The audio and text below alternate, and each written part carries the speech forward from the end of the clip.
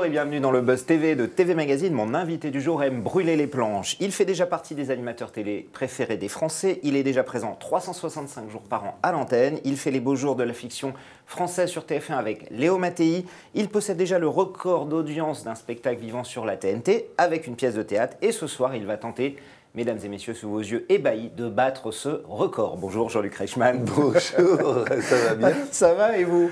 Battre ce record, je vais très très bien, mais ce soir effectivement est un grand jour, ça va être difficile quand même. Alors j'explique quand même, hein. Oui. Ce soir, vous serez au théâtre, comme d'habitude, hein, depuis quelques mois, pour jouer Hibernatus avec un public un peu plus large que d'habitude, puisque les caméras de TMC seront là pour vous filmer en direct. Moi j'ai juste une première question, vous avez les chocottes? Oui, évidemment. En plus, c'est toute l'équipe, donc on se transmet ces chocottes-là, puisqu'il y a des jeunes, c'est leur première pièce de théâtre. Mon gendre, c'est sa première pièce de théâtre, du moins mon gendre dans la pièce, bien évidemment, qui est quand même l'arrière-petit-fils de Michel Morgan, il faut le dire.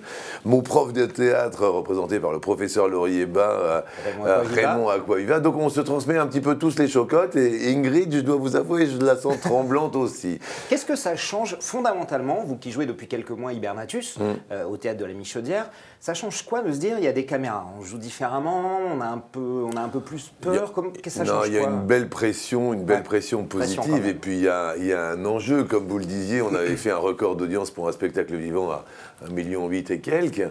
Là, on se dit, voilà, ce ne sera pas autant parce qu'il y a de plus en plus d'offres sur la TNT et de plus en plus d'offres à la télé. Mais quoi qu'il en soit, c'est un très beau défi. Et en plus, je pense que c'est une belle énergie et un stress positif. Qu'est-ce qui est le plus flippant pour vous? C'est le trac qui peut paralyser, le trou de mémoire en direct, ou alors carrément la crise de fou rire? Il y a les risques d'avoir les trois. La crise de fou rire, on la vit très souvent. Donc le problème, c'est que il y en a qui sont habitués parmi les comédiens, parce qu'on est 7, c'est quand même quelque chose de fou, quelque chose de dingue. Hier soir, par exemple, Ingrid a déchiré sa robe en plein milieu du spectacle. Donc c'est le truc. À quel endroit? Ça nous intéresse beaucoup. C'est dans la mesure où c'est indirect, vous comprenez, il peut se passer tout. Et donc quand on a vu qu'elle avait déchiré la robe, j'ai dit à la bonne, s'il vous plaît, Diane, occupez-vous de la robe de ma femme. En sortant, donc on essaye d'improviser. Et on a eu quelques bonnes crises de rire. Donc effectivement, je pense que le phénomène de la crise de rire, l'imprévu, est plutôt frisant par rapport aux moustaches. Tout le monde connaît, beaucoup de gens connaissent Hibernatus, grâce notamment au film d'Édouard Molinaro de 69, avec évidemment Louis de Funès dans le rôle principal. Mais peu de gens savent, Jean-Luc, que Hibernatus, à la base, était une pièce de théâtre. Ça a été monté comme une pièce. En 1957, vous avez totalement raison, par Jean-Bernard Luc. Donc on l'a rafraîchie au goût du jour pour qu'elle soit totalement 2015, cette pièce. Éric Emmanuel Schmitt a mis sa plume. Et au niveau du vocabulaire, on en a rajouté un petit peu de gauche, de droite pour moucheter et pour que ce soit totalement, effectivement, actuel. Parce que qu'est-ce qui nous préoccupe? Vous qui êtes dans l'esthétique maintenant, puisque vous êtes filmé grâce au buzz, c'est de se dire comment paraître jeune le plus longtemps possible. C'est votre obsession, l'obsession de votre personnage dans la pièce. Hubert de Tartas est obsédé par cela. Et lorsqu'il voit arriver l'arrière-grand-père d'Edmé, ma femme, qui a 121 ans est frais comme un canard et qui n'a pas une ride ni une patte d'oie, il dit que c'est peut-être ça finalement pour rester jeune à l'éternel. Donc tout simplement, la pièce est une source de quiproquo, de rire, de sourire, parce qu'on est obligé, pour ne pas avoir un choc psychologique sur l'Hibernais, de mettre toute la maison en 1914. Alors, Hubert de Tartas, votre personnage, franchement, Jean-Luc, c'est pas beaucoup de pression de se mettre dans les pas de Louis de Funès, qui a interprété ce rôle, l'un des plus grands, si ce n'est le plus grand c'est surtout Nicolas de s'en éloigner au maximum. C'est vrai qu'il est très présent dans la pièce, il est écrit comme ça. Alors pour l'avoir vu, je dis juste que vous ne jouez pas du tout sur son registre. Vous faites un autre Hubert de Tartas. Ah oui, c'était un autre. Et puis voilà, j'ai déclaré ça aussi dans le Figaro. Ça m'a touché parce que Michel Drucker est venu voir la pièce et m'a dit « mais j'ai totalement oublié Louis de Funès ». Et Alain Delon, qui est venu voir sa fille, Anouchka Delon, qui joue ma fille, m'a dit « et moi, j'ai totalement oublié Jean-Luc Reichmann ». Donc c'était touchant pour moi. Vous imitez bien Delon. Oui, Delon est fier que son père soit bien représenté.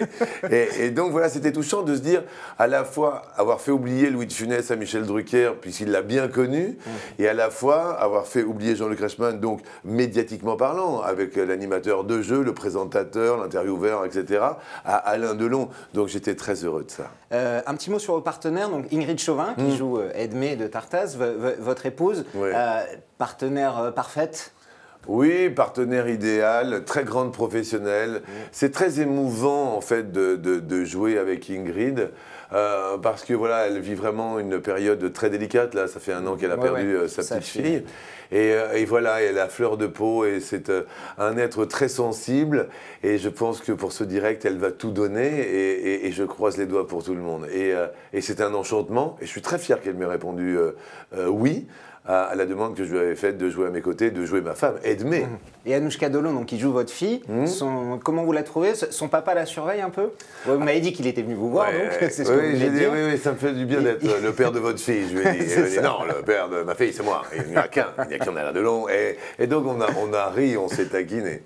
Alors, on va parler des audiences. On sait que mettre du théâtre en prime time, c'est souvent un pari risqué pour les chaînes. Alors, pari gagnant pour vous la dernière fois sur TMC avec la pièce Personne n'est parfait que vous aviez joué avec Véronique Jeannot sur TMC. Alors je rappelle les chiffres, vous aviez fait 1,8 million, 7,5% de part d'audience.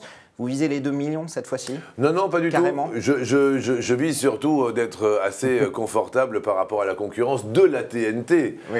C'est surtout ça, c'est de se dire, voilà, si on peut arriver dans les bons chiffres de la TNT, j'en serais ravi parce qu'il y a énormément de concurrence. Sur D8, on a Cyril Hanouna qui est là. Donc voilà. Après, non, je ne cherche pas à péter le record parce que je pense que ce sera compliqué. C'est le printemps, il y a de la joie, donc les gens sont plus dehors que dedans et il y a énormément de concurrence. Que ce soit sur les chaînes hertziennes ou les chaînes câblées. Alors on sait qu'en France, on adore les étiquettes, hélas, parfois un peu trop. Beaucoup de gens venant de la télé, des animateurs, vous, je pense à Cécile de Minibus, Philippe Risoli, beaucoup sont sur scène, Stéphane Plaza en ce moment. Les critiques sont souvent dures. Vous trouvez que c'est compliqué de s'imposer quand on est un comédien qui vient de la télévision? Non, disons que moi je venais avant du théâtre. C'est votre formation? Oui, c'est ma formation. Et puis j'étais noté 6 sur 10, 12 sur 20 par le Figaro. Donc j'étais tellement très heureux. Il disait que je prenais de la place. Mais si vous voulez, le rôle a été écrit comme ça. Donc après, c'est chacun qui trace sa route, chacun sa route, chacun son chemin. Vous ne trouvez pas qu'il y a une sorte de racisme anti-télé quand même dans le théâtre? Les gens du théâtre ont du mal à accepter des comédiens venant de la télé? Non, parce qu'il faut tout simplement être pugnace, être persévérant. Moi, une fois de plus, j'ai fait 15 ans à la Ligue d'improvisation française. Je jouais dans Les Précieuses Ridicules. J'étais au cours Florent. Mon prof joue à mes côtés chaque soir sur les planches du théâtre de la Michaudière. Mon prof au cours Florent, Raymond Aquaviva, qui était au Français, qui était à la Comédie Française. Donc tous les gens, même comme Jean-Luc Moreau, est venu me voir et me dit, mais voilà, si toutefois les gens de télé comme toi, qui ont la médiatisation avec eux, peuvent faire remplir les théâtres, on en sera heureux. Donc il ne faut pas penser à cette ségrégation, mais au contraire, à ces portes ouvertes pour faire vivre les théâtres à aujourd'hui. Léo Mattei, on en parle 2 minutes. Très beau succès la dernière saison, c'était en décembre dernier, 5,5 millions de téléspectateurs en moyenne. TF1 a commandé une nouvelle saison que vous allez tourner. Vous êtes un homme heureux là-dessus, j'imagine? Oui, parce qu'on a frisé même les 6 millions sur la semaine suivante. Non, je suis très heureux, premièrement parce que c'est une création française, donc là je suis fier, et puis je suis aussi fier de pouvoir essayer de transmettre des choses positives aux parents, aux enfants, par rapport à de la prévention sur nos enfants.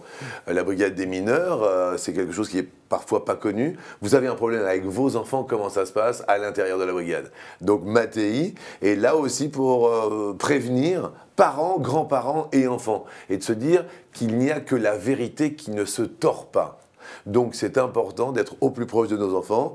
Et Mattei soulève des problèmes que l'on rencontre tous les jours au quotidien à la brigade des mineurs. On parle un tout petit peu des 12 coups de midi qui continuent de cartonner. Je ne vais pas en faire des tonnes là-dessus, on le sait. Mais est-ce qu'on va bientôt vous revoir avec Le Mur?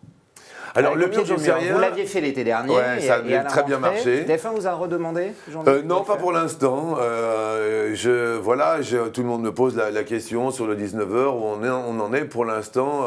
Le Mur n'a pas été demandé pour cet été. Je trouve que c'est un beau projet, un beau programme. Il faut revoir peut-être quelques éléments mécaniques pour refaire une proposition avec Anne Demol, d'ailleurs, avec qui nous sommes partenaires autant sur le mur que sur les 12 coups. Pour l'instant, non, on ne nous a pas proposé de refaire le mur. Alors, ce n'est pas votre créneau, mais évidemment, l'Access souffre en ce moment. On le voit juste près avec Vincent Lagaffe est bas, plutôt même très bas. C'est inquiétant pour TF1, parce que j'imagine que vous êtes tous solidaires, les animateurs de jeux, surtout sur votre chaîne. Mais c'est un problème. Il faut changer quelque chose. Je crois qu'il faut surtout qu'on reste très solidaire à TF1. Et moi, je suis vraiment main dans la main avec toutes les équipes de Jean-François Lancelier. On essaye de chercher, de trouver, de s'interroger. À partir du moment où il y a quelqu'un qui est en délicatesse dans la grille, on est très très solidaire. Moi, j'adore travailler à TF1 parce qu'on est vraiment tous ensemble. Donc, mais ils vous ont pas proposé de remplacer Vincent Lagaffe? Non, avec pas votre jeu, avec le mur. Voilà, je sais que tout le monde est en quête de nouveaux formats, de nouveaux concepts, de nouvelles idées, de nouveaux jeux, pourquoi pas.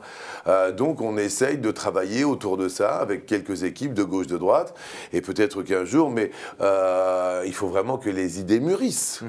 Merci beaucoup Jean-Luc Reichmann, merci d'être venu. Merci à vous d'être venu, surtout nous voir au Théâtre de la Michaudière pour y voir un sujet. Est-ce que ça vous a plu? Ça m'a plu. Les yeux dans les yeux. Les yeux dans les yeux, ça m'a plu. Vraiment. Et j'espère que vous aurez beaucoup de succès ce soir à 20h50 sur TMC. Ce sera en direct du Théâtre de la Michaudière. Allez, je vous souhaite les 2 millions. Vous étiez à 1,8 million la dernière fois. Ça va être dur. Écoutez, l'essentiel c'est que nous soyons haut placés par rapport à la concurrence. Donc voilà, c'est surtout ça. Mais je vois que vous êtes souriant par rapport à ce que vous avez vu. Je suis optimiste pour vous. Je suis plutôt optimiste. Et puis, 365 jours par an, à midi, dans les 12 coups de midi. C'est ça. Comme d'habitude. Merci beaucoup Jean-Luc. Merci à vous. Le Buzz TV revient demain avec un nouvel invité.